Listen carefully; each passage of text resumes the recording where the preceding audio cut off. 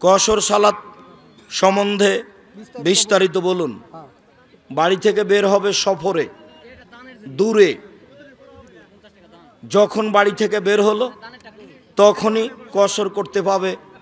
বাড়ি থেকে 2 কিলোমিটার দূরে হোক, 1 কিলোমিটার দূরে হোক। তবে সফরটা যদি সফর না হয়, বগুড়া শহরে গেছে, তাহলে সে বগুড়াতে গিয়ে কসর করতে পাবে না। তবে যদি ঢাকা যায়, তখনই বুঝবে যে আমি কসরে যাচ্ছি, সফরে যাচ্ছি, ব্যাগ ট্যাগ নিবে, কাপড় চুপড় নিবে। তখনও নিমগাছি থেকে বের হয়ে যদি সলাতের টাইম হয়ে যায় বাগবাড়িতে, সেখানেও কসর পড়তে পারে, কেননা সফরে বের হয়েছে। সফরের সময়, দূরত্বের সময় নাই, হিসাব নেই, সফরের হিসাব। সফরে বের হলেই কসর করবে, দূরত্ব নয়। বিড়ি সিগারেট খেলে নাকি 40 দিন পর্যন্ত কোনো ইবাদত কবুল হয় না। জি, এ কথাই ঠিক। রাসূল সাল্লাল্লাহু আলাইহি ওয়াসাল্লাম বলেছেন, মান সারাবাল খামরা লাম তুকবাল লাহু সালাতুন 40 লাইলা। কে যদি নেশাদার দ্রব্য পান করে, তাহলে 40 দিন তার ইবাদত কবুল হয় না, সালাত কবুল হয় না। বিড়ি, তামাক, জর্দা, সিগারেট নেশাদার দ্রব্য। তুমি যদি মনে করো যে নয়, তাহলে মনে রেখো একটা কথা, আল্লাহর নবী বলেছেন, মাসকারা কাসিরহু ফাকালিলহু হারাম। যে জিনিস বেশি খেলে বিবেকের ক্ষতি হবে, তার কমও হারাম। এখন যারা জর্দা খায় না, তাদেরকে এক বৈঠকে বসে 250 জর্দা খাওয়িয়ে দাও, তারপরে দেখো কি হয়। আর নাহলে 1 কেজি খাওয়াও, দেখো কি হয়। বেশির তো পরিমাণ আল্লাহর নবী উল্লেখ করেননি। অতএব যারা বলেছেন মাকরুহ, তারাকেও ফিরে আসতে হবে। যারা বলেছেন না খাওয়াই ভালো, তাদেরকেও ফিরে আসতে হবে। যারা বলেছে 3 শ্রেণীর মানুষের সাথে আল্লাহ বিচারের মাঠে কথা বলবেন না, যারা জান্নাত পাবে না, তার 1 শ্রেণীর মানুষ যারা নেশাদার দ্রব্য পান করে। অতএব বিড়ি, তামাক, জর্দা, সিগারেটগুলো নেশাদার দ্রব্য, যে কোনো মূল্যে তা পরিহার করতে হবে, এটাই চূড়ান্ত। এ ব্যাপারে কোথাও পরামর্শ, কোথাও আপোষ করার কোনো সুযোগ নেই। কোনো মুসলমান নাকি অন্য কোনো মুসলমানের সাথে 3 দিনের বেশি কথা না বললে থাকতে পারে না। তাহলে আসাদুল্লাহ আল গালেবের সাথে আপনার কি হয়েছে? সাক্ষাৎ হয়, কথা হয়। সাক্ষাৎ হলেই কথা হয়, কথাতে কোনো বাধা নেই। তুমি দূর থেকে এত দূরে চলে গেছো কেন, তা আমার জানা নাই। তোমার ভিতরে মনে হয় সবসময় খারাপ বিরাজ করে, তুমি তোমার খারাপ থেকে ফিরে আসো। ডক্টর আসাদুল্লাহ আল গালেব একজন উচ্চশিক্ষিত জ্ঞানীগুণী মানুষ, তাকে সম্মান করে কথা বলাই উচিত জাতির সবার। মেয়ে সন্তান হলে কি গরু দিয়ে আকিকা করা যাবে? জি না, ছেলে হোক মেয়ে হোক, গরু দিয়ে আকিকা করা যাবে না। ছাগল ছাগি, ভেড়া ভেড়ি, দুম্বা দুম্বি, এগুলো দিয়েই আকিকা দিতে হবে, অন্য কিছু নয়। আসসালামু আলাইকুম। দুপক্ষের বিবাহ বন্ধনের অনুমতি ছিল, পরে মেয়ে পক্ষ বলে আমরা বিবাহ দিইনি। তারা যে এই কথা বলল, তাদের পরিণতি কি হবে? মেয়ের বাপ বিবাহের বৈঠকে উপস্থিত থাকলেই বিবাহ হয়ে গেছে। মেয়ের বিবাহ দিইনি বা দিয়েছে, এসব কথার 5 পয়সা দাম নেই। তোমরা ক্ষমতা প্রয়োগ করে সে মেয়েকে বাড়িতে নিয়ে আসো যে কোনো মূল্যে, মেয়ের বাপ যদি সেখানে থেকে থাকে। আর মেয়ের বাপ যদি সেখানে না থেকে থাকে, বিবাহ হয়নি, কোর্ট কাছারির কোনো দাম নেই। হুজুর, আমি জানতে চেয়েছি যে একজন পুরুষ তার স্ত্রী থাকাকালীন তার ছোট বোনকে বিবাহ করে একসাথে সংসার করা যাবে কি? জিনা হারাম, কাবিরা গুনাহ। যেই দিনই তার ছোট বোনকে বিবাহ করেছে, সেই দিনই দুইজনের সাথে সংসার হারাম হয়ে গেছে।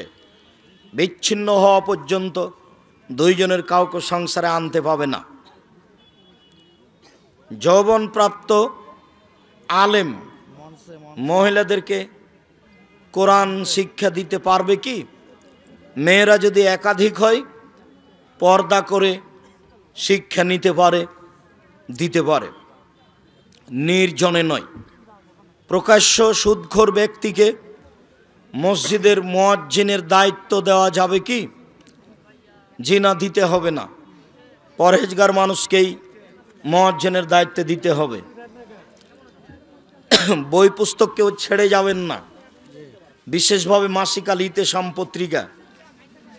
আমি দাবি রাখি পৃথিবীর প্রত্যেকটা বাঙালির ঘরে মাসিক আল ইতেশাম পত্রিকা থাকবে ইনশাআল্লাহ। অনেক শ্রম আছে পত্রিকার পিছনে, এ দিয়ে আপনার কাছে সঠিক কোরআন হাদিস পৌঁছাতে চাই। সময়ের গতিতে তা ইংরেজি ভাষায় বের হবে, সময়ের গতিতে তা আরবি ভাষায় বের হবে ইনশাআল্লাহ। ইসলামী ব্যাংকের সাথে লেনদেন করা যাবে কি? করা যাবে, ব্যবসা করা যাবে না।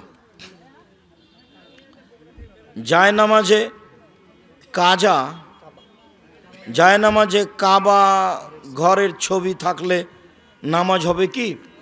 হবে। কাবা ঘরের ছবি থাকাতে নামাজের সলাতের কোনো সমস্যা নেই। তবে জায়নামাজে এক কালার ব্যবহার করতে হবে। যেসব নামাজে না জায়নামাজে কাবা ঘর আছে সেটা ব্যবহার করা যাবে না। যে নাই জায়নামাজে নকশা ফুল দেওয়া আছে সেই জায়নামাজ ব্যবহার করা যাবে না। কেন? আল্লাহ রাসূলের সামনে একটা চাদর ছিল, তাতে ডোরা ডোরা দাগ ছিল। আল্লাহ রাসূল বললেন, আয়েশা চাদরটা সরাও, এ ডোরা ডোরা দাগ আমার সলাতে একাগ্রতা নষ্ট করে দিল, আমি অমনোযোগী হয়ে গেলাম।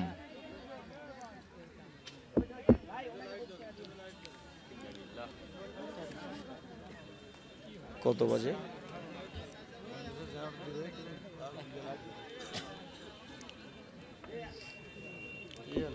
এটা মনে হয় চালু করতে পারবে না এখন।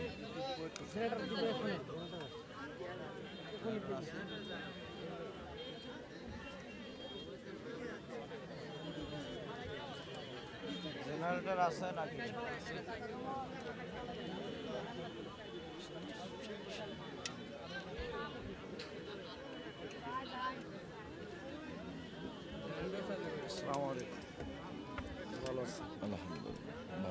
আমরা তো গাজীপুর থেকে বাস এবং 2টা মাইক্রো নিয়ে আসছি। আগামী তারিখে কিন্তু ডেট হতেই হবে ইনশাআল্লাহ, যেভাবে হোক। আল্লাহ ভরসা, দেখি।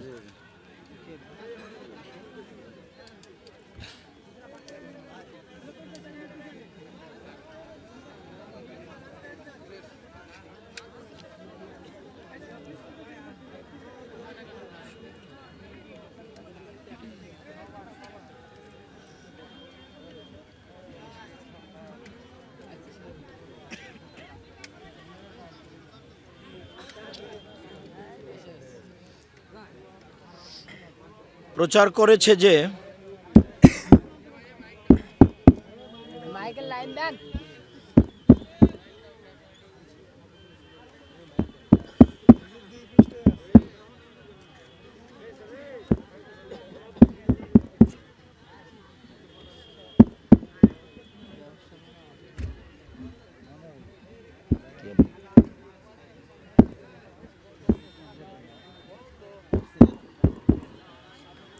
প্রচার করেছে যে আশেপাশে আহলে হাদিস মসজিদ না থাকায় আমি সালাত পড়তে পারি না, আমার করণীয় কি?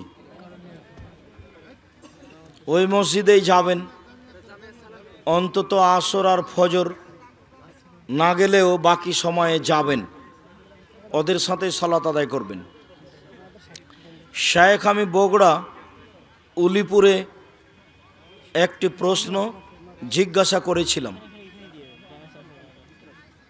প্রশ্নটি ছিল, শায়েখ আমি ওয়াক্তের শুরুতে জামাতের সহিত সালাত আদায় করতে চাই, কিন্তু আশেপাশে কোনো আহলে হাদিস মসজিদ না থাকায় উক্ত সময় পড়তে পারি না, আমার করণীয় কি? আপনি বলেছিলেন একাই বাড়িতে পড়বে, যদি ওরা ঠিক টাইমে না পড়ে তাহলে একাই তুমি বাড়িতে পড়ে নিও, এটাই ঠিক। হাদিস সহিহ বুখারী মুসলিম। পরে জামাতে তাদের যেতেও পারো, নাও যেতে পারো। সকল সরকারি চাকরির বেতন সুদী ব্যাংকের মাধ্যমে দেওয়া হয়। এক্ষেত্রে রুজি হালাল হবে কি? নিরুপায় হয়ে থাকলে হবে। ব্যাংকে টাকা রাখা আর ব্যাংকে চাকরি করা দুটা এক নয়। এখন তো আর বাড়িতে টাকা রাখার পরিবেশ নেই, ওখানে আমি রাখি নিরাপত্তার জন্য, নিরুপায় হয়ে যা লাভ আসে তা ফকির মিসকিনকে দিয়ে দিই, লাভ আমি খাই না। এইটা ব্যাংকের সাথে যোগাযোগ আর ব্যাংকে স্বইচ্ছায় চাকরি উপার্জন করা দুটো এক বোঝা ভুল হবে। স্বামী স্ত্রীর ঝগড়ার কারণে সরকারিভাবে স্বামী স্ত্রী উভয়ে তালাকনামায় স্বাক্ষর করেছে, কিন্তু মৌখিকভাবে তালাক দেয়নি। এখন উভয়ে একত্রিত হতে চাই। কতদিন? 90 দিনের মধ্যে হলে বিবাহ না পড়িয়ে নিয়ে আসতে পারে। আর এই ঘটনা যদি 90 দিন পার হয়ে যায় তাহলে বিবাহ পড়িয়ে নিয়ে আসতে হবে। সিজদায় পা কীভাবে রাখব? শাক কাজা নামাজে একামত দিতে হবে কি? সিজদায় পা জমা করে রাখবা, পায়ের গোড়ালি থেকে বৃদ্ধাঙ্গুল পর্যন্ত। কাজা নামাজে একামত দিতে হবে।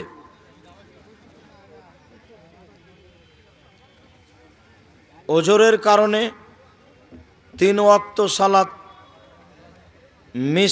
মিস হয়ে গেলে একামত 3 বার দিতে হবে। যতবার সালাত শুরু হবে ততবার একামত দিতে হবে। তবে এক আজানে হতে পারে একাধিক সালাত, তবে একামত পৃথক পৃথক। আমার মা 2 জন, ছোটবেলায় মা বাবা পৃথক হয়ে যায়। সৎ মা আমাকে আদর যত্নে বড় করেন। আমার আপন মার বিয়ে হয়ে যায় অন্য জনের সাথে। এখন 2 মা আমার দাবিদার। এক মাকে খুশি করতে অন্য মা কষ্ট পায়। আমার কি করা উচিত? তুমি কিছু স্বার্থপরতা করছে এটা প্রমাণ না হলেই হলো। যেহেতু তোমার পরের মা তোমাকে লালন পালন করেছেন, কাজে একেও দেখতে হবে। তবে যে মা তোমার লালন পালন করেনি তারও কষ্ট আছে অনেক। কাজেই তুমি 2 জনের মাঝে কাউকে অসম্মান করছো, এটা তোমার মনে যেন না বলে, তাহলেই কোনো সমস্যার কারণ নেই। তারা তোমাকে ভুল বুঝতেই পারে। এক বাড়িতে একবার গেছো, এক মায়ের সাথে দেখা করেছো, কারণবশত আবার গেছো, তখন তোমার এই মা বুঝে নিয়েছে দেখ ওখানে সব সময় যে আমার কাছে আসেই না, আর ওই নিয়ে বছর বছর চলতে পারে, তোমাকে বলতে পারে। তখন 5 বার বললে তুমিও মন খারাপ করিও না যে এক কথা আপনি এত বলেন কেন, আমি তো এই কারণে গেছিলাম। এরকম পরিস্থিতি খুব জটিল। আল্লাহ তোমাকে সাহায্য করুক। পিতামাতার অবাধ্য সন্তান যদি পিতামাতার মৃত্যুর পর অনুতপ্ত হয়ে মৃত পিতামাতার পক্ষ থেকে তাদের জন্য মাগফিরাতের দোয়া করে, পিতামাতার অবাধ্য সন্তান যদি মাগফিরাতের দোয়া করে, দান সাদকা জারিয়া করে, তবে সেই সন্তান আল্লাহর নিকট ক্ষমা লাভ করতে পারবে কি? চেষ্টা করো তো, আল্লাহ ভরসা। চেষ্টা করেন। ভুল তো হয়েছে অনেক, এখন তো সংশোধনের পথ নেই। মুখে দোয়া করেন আর দান খেরাত করতে থাকেন। সম্মানিত দিনী ভাই বোন, আপনারা দূর দূরান্ত থেকে এসেছিলেন, আপনাদের আমরা আন্তরিকভাবে শুকরিয়া আদায় করি। জাযাকুমুল্লাহ খায়র। পরিচালনা কমিটি ইতিহাসের ঘটনা আল্লাহ সুবহানাহু ওয়া তাআলা সূরা বাকারার মধ্যে বলছে, আলাম তারা ইলাল্লাযীনা খারাজু মিন দিয়ারিহিম ওয়া হুম উলুফ হাযারাল মাউত। মুফাসসিরগণ ব্যাখ্যায় লিখছে একদল মানুষ, হাজার হাজার মানুষ গ্রাম ছেড়ে পালিয়ে গেছে। তো মুফাসসিররা ব্যাখ্যায় লিখছে এরা মহামারীর ভয়ে পালিয়ে গেছে। 6 রোগ ধরেছে, মহামারী ধরেছে, তো এখন একজন পুরো গ্রাম খালি হয়ে যাবে, এই জন্য পালিয়ে গেছে। তো আল্লাহ ওদেরকে স্বাভাবিকভাবে মৃত্যু দিয়েছেন। কিভাবে মৃত্যু দিয়েছেন বলেন তো? একদল হাজার হাজার মানুষ গ্রাম থেকে পালিয়ে গেছে মহামারীর ভয়ে, ওরা একই সাথে মারা গেছে স্বাভাবিক। কথা বুঝতে পেরেছেন? তারপরে একজন নবীকে দিয়ে আল্লাহ ওদের কাছে পাঠিয়েছেন, নবী দোয়া করেছে, ওরা জীবিত হয়ে গেছে। এদের মাধ্যমে আল্লাহ দেখাতে চেয়েছেন যে পালিয়ে মৃত্যু থেকে বাঁচানো যায়। ভাগ্যে যদি মৃত্যু থাকে তো মৃত্যু আসবে। অতএব মহামারী থেকে মৃত্যু বাঁচানোর জন্য পালিয়ে তাকদীরের প্রতি বিশ্বাস দুর্বল করিও না, নিজের ঈমান তাকদীরের প্রতি ঈমান নষ্ট করিও না। এবার আসেন আমরা এবার আলোচনায় আসি মাছ, 6 রোগের আলোচনা